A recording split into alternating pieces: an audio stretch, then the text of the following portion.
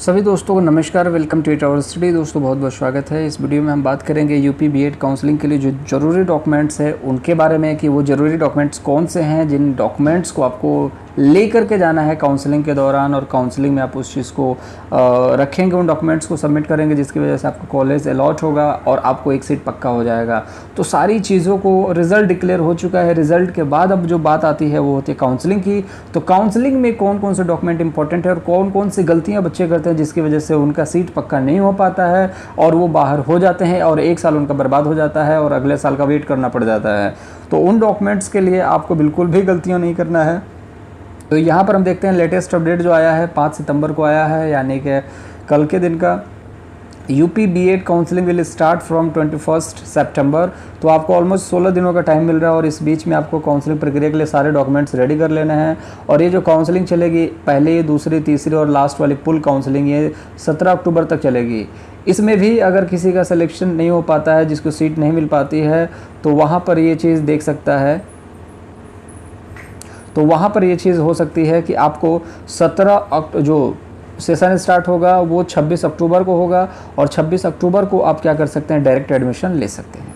ठीक है, तो check all the details by below image. तो आपको क्या करना है, नीचे बाकी डिटेल्स हैं, डिस्क्रिप्शन बॉक्स में जा करके देख सकते हैं। सीट मैट्रिक्स में किस कॉलेज में कितनी सीट बची हुई है उसमें आप ये सारी चीज़ें चेक कर सकते हैं। जब आप वेबसाइट पर लॉगिन करोगे आपको सारी चीज़ें खुद क्लियर हो जाएंगी। और नहीं भी होती हैं तो टेलीग्राम चैनल है, नीचे डिस्क्रिप्शन बॉक्स में लिंक है टेलीग्राम चैनल का, वहाँ पर जाएँ और वहाँ पर एक डिस्कशन स्टार्ट किया जाएगा। या फिर आप हमें कमेंट करें कि आपको व्हाट्सएप ग्रुप की रिक्वायरमेंट है तो एक व्हाट्सएप ग्रुप बना दिया जाएगा जिस पे आप अपनी क्वेरी को पूछ सकते हो। ठीक है, तो टेलीग्राम ग्रुप है नीचे, आप वहाँ पर जाएं और वहाँ पर कर सकते हैं आप ज्वाइन। और उसके बाद आपको सारी इन्फॉर्मेशन स्टेप बाय स्टेप सारी चीज़ें मिल जाएंगी। सीट मैट्रिक्स क्या होता है, तमाम तरीके की चीज़ें जो भी हैं, सारी जानकारी, जिससे आप एक भी गलती न कर पाएँ। चलिए अब ठीक है, अब स्टार्ट करते हैं कि कौन कौन से डॉक्यूमेंट्स हैं जो ज़्यादा इंपॉर्टेंट हैं। चैनल पर नए हैं, सब्सक्राइब नहीं किया तो सब्सक्राइब करना तो बनता है, सब्सक्राइब जरूर कीजिए, क्योंकि अगली वीडियो का नोटिफिकेशन तभी आएगा, तभी आप अपडेट होंगे और तभी आप काउंसलिंग में अच्छे से काउंसलिंग करा करके एक सीट पक्का कर सकते हैं। ठीक है, और लाइक करना बिल्कुल मत भूलिएगा, दोस्तों के साथ शेयर कीजिए ताकि वो भी इन्फॉर्मेशन को देख सकें। तो अब टाइम वेस्ट नहीं करते हैं, आई होप आपने लाल कलर का बटन दबा दिया होगा। अब चलिए चीज़ों को समझते हैं। पूरा वीडियो ज़रूर देखना क्योंकि सारे डॉक्यूमेंट्स जो है वो बहुत ज़्यादा इंपॉर्टेंट हैं। तो पहला जो है वो है हाई स्कूल का मार्कशीट। ठीक है, तो पहला जो डॉक्यूमेंट है वो हाई स्कूल का मार्कशीट है। तो यहाँ पर हाई स्कूल का मार्कशीट आपको लगाना है, सबसे इम्पोर्टेंट पहला, और प्रमाण पत्र भी लगेगा। ठीक है, दूसरी की बात करें तो इंटरमीडिएट का मार्कशीट लगेगा, प्रमाण पत्र के साथ लगेगा। तीसरे डॉक्यूमेंट की अगर हम बात करें तो तीसरा डॉक्यूमेंट जो होगा इम्पॉर्टेंट होगा वो होगा आपका ग्रेजुएशन। तो ये तीन चीज़ें तो चाहिए ही चाहिए। अगर आप पोस्ट ग्रेजुएशन पर बीएड कर रहे हो तो आपको पोस्ट ग्रेजुएशन का भी मार्कशीट लगाना पड़ेगा। बहुत सारे लोग होते हैं जिसमें 50% नहीं होता ग्रेजुएशन में और आपका पोस्ट ग्रेजुएशन में 50% एवब होता है, तो वो लोग आप पोस्ट ग्रेजुएशन के बाद ही करते हैं बीएड, तो उनके लिए आपको पोस्ट ग्रेजुएशन का डिग्री लगाना पड़ेगा। अगर आप ग्रेजुएशन से कर रहे हैं तो आप ग्रेजुएशन पे लगाएंगे। Character certificate is must, character certificate भी देना पड़ेगा। कहीं आप पर कोई केस तो नहीं चल रहा है, आपका कैरेक्टर कैसा है, आप सामाजिक इंसान हैं कि नहीं, वो सारी चीज़ों का प्रूफ आपको कैरेक्टर सर्टिफिकेट्स मिलेगा। और कैरेक्टर सर्टिफिकेट आपको कैसे बनवाना है, कहाँ बनवाना है, वो अगले किसी वीडियो में बात करने वाले हैं। लेकिन कैरेक्टर सर्टिफिकेट ज़रूर बनवाइएगा। कैरेक्टर सर्टिफिकेट मस्ट है और बिना इसके कॉलेज में आप सीट पक्की नहीं कर सकते। ठीक है, वो तो मस्ट है ही। बाकी सारी चीज़ें हैं कि आप आज नहीं तो कल दे सकते हैं, चलेगा। लेकिन यहाँ पर ये चीज़ों के लिए डिनाई है, आप ये नहीं देंगे तो आपका फॉर्म सबमिट नहीं होगा।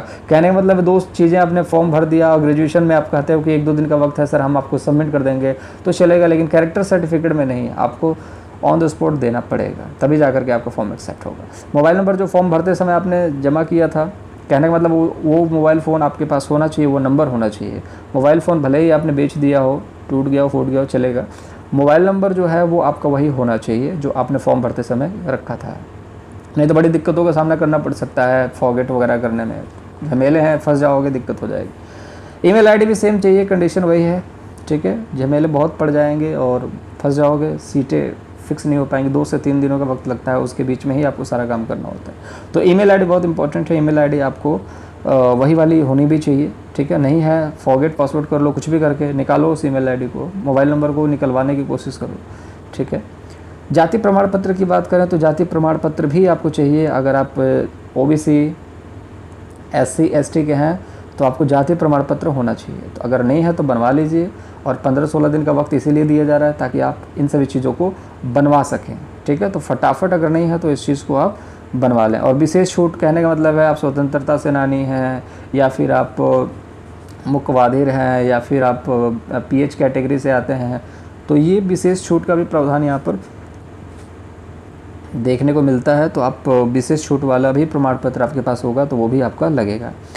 नेक्स्ट जो है वो मूल निवास का प्रमाण पत्र आपके पास होना चाहिए। मूल निवास बहुत इंपॉर्टेंट है। अगर आप यूपी से बाहर के हैं तो आप तो जनरल कैटेगरी में आएंगे, लेकिन अगर आप यूपी के हैं और आपके पास मूल निवास नहीं है तो आप भी जनरल में ही काउंट होंगे। अगर आप मूल निवास है यहाँ का और किसी आरक्षण का फ़ायदा लेते हैं, जैसे कि जाति प्रमाण पत्र, OBC SC ST का फ़ायदा लेते हैं, तो मूल निवास होना चाहिए ताकि पता चल सके आप यूपी के ही हैं।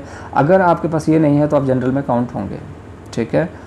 आय प्रमाण पत्र की बात करें तो आय प्रमाण पत्र भी चाहिए, क्योंकि अगर आप स्कॉलरशिप वगैरह लेना चाहते हैं तो आय प्रमाण पत्र मस्ट है। तो आप अगर पहले ही जमा कर दें तो ज़्यादा ही अच्छा होगा। अब प्रमाण पत्र बहुत ज़्यादा इंपॉर्टेंट है, आय प्रमाण पत्र होना चाहिए, ठीक है। तो आय प्रमाण पत्र नहीं है तो उसको भी बनवाएं जल्द से जल्द।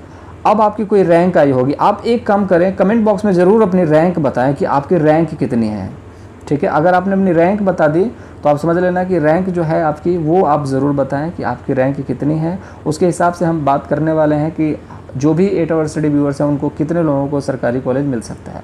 और सरकारी कॉलेज बहुत बड़ा हुआ नहीं है कि सरकारी कॉलेज मिल जाता है। 30,000 25,000 वाले बच्चों को भी मिल जाता है, किस्मत की बात होती है। कुछ गलतियां हैं जो बच्चे कर देते हैं जिसकी वजह से 5,000 4,000 होने के बाद भी उनको नहीं मिल पाता, और कुछ अच्छाइयां हैं जो बच्चे करते हैं जिसकी वजह से 25,000 पर भी उनको सरकारी कॉलेज मिल जाता है। तो उस सभी चीज़ों के बारे में बात करेंगे। तो रैंक का जो भी आपका रैंक का एक पोजीशन मिला होगा, आपकी कैटेगरी रैंक क्या है और स्टेट रैंक क्या है, वो रैंक वाला आपका सर्टिफिकेट भी होना चाहिए। रिज़ल्ट की बात करें तो रिज़ल्ट आप जो परीक्षा का है रिज़ल्ट वो तो आपके पास होना ही चाहिए, ठीक है। रैंक होना चाहिए और रिज़ल्ट होना चाहिए, ठीक है। स्टेट वाइज कितना रैंक है वो सारी चीज़ें, रिज़ल्ट होना चाहिए, कितने नंबर आप आए हो। बोनस अंक की बात करें तो यहाँ पर जब आपने फॉर्म भरा होगा तो आपको बोनस के बारे में डिस्कस किया गया होगा कि आप NCC या फिर स्पोर्ट कोटा जो भी चीज़ें हैं जहाँ पर 5 नंबर 10 नंबर आपको वेटेज मिला था, तो बोनस अंक पत्र भी आपके पास होना चाहिए, ठीक है। परीक्षा के दौरान जब आपने बोनस लिया होगा कैटेगरी वाइज, जिसकी वजह से आपका नंबर इंक्रीज़ हो जाता है और रैंक भी आपकी इम्प्रूव होती है, तो वो सारी चीज़ें भी आपको जमा करना पड़ेगा। काउंसलिंग लेटर आपको मिलेगा, ठीक है। जब आप काउंसलिंग कराओगे तो आपको एक काउंसलिंग लेटर मिलेगा, उस काउंसलिंग लेटर को भी आपको अपने पास रखना है, और वो काउंसलिंग लेटर भी दिया जाता है जिससे काउंसलिंग आपकी, जैसे कि आपका जो भी एडमिशन होता है। काउंसलिंग के दौरान आपको 500 रुपये का फ़ीस भी देना पड़ेगा, ठीक है। जब आप काउंसलिंग प्रक्रिया प्रोसेस करेंगे तो 500 रुपये का फ़ीस देना पड़ेगा, और यहाँ पर 5,000 रुपये का B.Ed फ़ीस लगेगा। तो आपको ये चीज़ पता होनी चाहिए कि जो 5,000 रुपये का B.Ed फ़ीस लगेगा ये आपका रिफंडेबल होगा, ठीक है। लेकिन 500 रुपये जो है वो नॉन रिफंडेबल होगा, वो रिफ़ंड नहीं होगा, ठीक है। अभी तक तो यही सारी चीज़ें होती आ रही हैं, ठीक है। अब फीस हो सकता है ऊपर या नीचे देखने को मिले 150, लेकिन आपको इतना है कि 2 फीस देनी होगी, एक 500 रुपये और एक 5,000 रुपये, और इसके ऊपर 46,000 के आसपास आपको पूरी कॉलेज की फ़ीस देनी होगी, ठीक है। और उसके बाद अगर आप यहाँ पर स्कॉलरशिप फिल करते हैं तो सारा पैसा ऑलमोस्ट वापस आता है, कभी कभी आधा भी आता है, कभी कभी नहीं भी आता है। स्कैन वेरिफिकेशन की बात करें तो 15वें नंबर पे स्कैन वेरिफिकेशन, सारे डॉक्यूमेंट आप बिल्कुल स्कैन करा के रख लें, या फिर CM स्कैनर या फिर जो भी स्कैनर आते हैं वहाँ से आप फ़ोटो को क्लियर कैप्चर करें, और उसका जो भी KB साइज़ होगा उस KB साइज़ के हिसाब से ये सारी चीज़ें आपको बता दी जाएंगी 8 आवर स्टडी पे कि डॉक्यूमेंट वेरिफिकेशन कैसे करना है, स्कैन वेरिफिकेशन कैसे करना है, डॉक्यूमेंट को स्कैन जो अपलोड कैसे करते हैं स्कैन करने के बाद, वो सारी चीज़ें। तो सब्सक्राइब नहीं किया तो अभी कर लो यार, लाल कलर का बटन है, क्योंकि देखो आप अगर आप चाहते हो कि आपका जो एक सीट है वो आराम से पक्का हो जाए, किसी भी तरीके की दिक्कतों का सामना ना करना पड़े, या फिर आप कहीं चूक ना जाओ, तो आपको 8 आवर स्टडी चैनल को सब्सक्राइब ज़रूर कर लेना चाहिए। तो डिस्क्रिप्शन बॉक्स में लिंक है टेलीग्राम, उससे वहाँ पर भी जाके जुड़ जाइए, क्योंकि कहीं ना कहीं एक गलती भी आपको एक सीट से दूर कर सकता है। तो बिल्कुल भी चूक ना करें, और आपको स्टेप बाय स्टेप सारी चीज़ें बता दी जाएंगी, तो उसके लिए आप 8 आवर स्टडी चैनल को सब्सक्राइब ज़रूर कर लें। देखिए इतनी सारी लिस्ट है जो मैंने आपके लिए मेहनत करके तैयार की है, तो उसको आप ज़रूर समझें। स्कैन वेरिफिकेशन सारी चीज़ें स्कैन होगी और अपलोड हो जाएगी, आपको कहीं जाना नहीं पड़ेगा, आपको सिर्फ और सिर्फ क्या करना, सारे डॉक्यूमेंट्स को ले जा करके कॉलेज में सबमिट कर देना है, आपका एडमिशन हो जाएगा। कॉलेज चॉइस आपने जो किया होगा, बहुत सारे कॉलेज चॉइस का लिस्ट आता है, आपको कॉलेज चॉइस करना है, जो कॉलेज आपको अलॉट हो जाता है उसका अलॉटमेंट लेटर भी आपको मिलता है, कॉलेज चॉइस करेंगे आप, कॉलेज मिल गया, कॉलेज अलॉट हो गया तो कॉलेज चॉइस भी भरेंगे, अलॉटमेंट लेटर जो आपका अलॉट हुआ कॉलेज वो भी आपको ले जाना है। और सबसे इम्पॉर्टेंट जो बच्चे गलती करते हैं वो होता है एडमिट कार्ड। भैया ये तो बहुत मस्ट है, इसको आप हल्के में ना लो। और एडमिट कार्ड और कॉलेज अलॉटमेंट लेटर जितनी भी डॉक्यूमेंट्स है इसकी एक कॉपी आप कहीं साइड में रख देना। जब तक आप बीएड कर रहे हो 2 साल, इन सभी डॉक्यूमेंट्स को आप एक फ़ाइल बना करके वहाँ पर कहीं भी पेटी में, बक्से में, अटैची में, सूटकेस में, कहीं भी आप इन सब की कॉपी बना के रख देना। नहीं तो आपको कॉलेज में कभी भी इन सभी चीज़ों की ज़रूरत पड़ सकती है और आप परेशान हो जाओगे कि सर मेरा अलॉटमेंट लेटर तो ख़त्म हो चुका है, मुझे याद ही नहीं है कहाँ है, कॉलेज चॉइस का याद ही नहीं है कहाँ है, एडमिट कार्ड पता ही नहीं है कहाँ है। बहुत सारे बच्चे ऐसे क्वेरीज आती है, पिछले साल भी आई थी कि सर एडमिट कार्ड नहीं है, क्या करें। अब क्या कर सकते, कुछ नहीं कर सकते। एडमिट कार्ड तो कुछ टाइम के लिए डाउनलोड होता है, अगर उसके बाद अगर आप डाउनलोड करना चाहोगे तो कोई भी ऐसी संस्था नहीं है जो आपको डाउनलोड करने की अनुमति देगी, तो आप बेकार हो जाओगे फिर। तो एडमिट कार्ड, इसकी फ़ोटो कॉपी आप रख लो साइड में, या फिर इन सभी डॉक्यूमेंट्स को आप गूगल ड्राइव पर स्टोर करके रखें और बीएड 2020 के नाम से सेव कर लें। ठीक है, बीएड 2020 के नाम से सेव कर लें, जिससे कि आने वाले फ्यूचर में आपको कभी भी दिक्कतों का सामना ना करना पड़े। तो ये सारी चीज़ें हैं, आपको टेलीग्राम पे सारे लिस्ट आपको मिल जाएंगे, वहाँ पर जा करके आप टेलीग्राम से ज्वाइन कर सकते हैं। और सारी लिस्ट है, जो अपडेट आएगी आपको सारी अपडेट्स आपको अप टू डेट मिलती रहेगी। तो बस आप अपडेट रहिए काउंसलिंग के दौरान, और बिल्कुल भी आप ढीला ना बने, क्योंकि थोड़ी सी भी चूक आपको एक सीट से दूर बहुत ज़्यादा दूर कर सकती है। तो आप इस चीज़ को समझें, ठीक है, सीरियसली लें, क्योंकि एक बार बीएड करने के बाद और सीटेट निकालने के बाद, टीचर बनने के बाद एक नोवेल प्रोफेशन में आओगे और बहुत अच्छी ज़िंदगी हो जाएगी। तो इसलिए आप लग जाओ तैयारी में।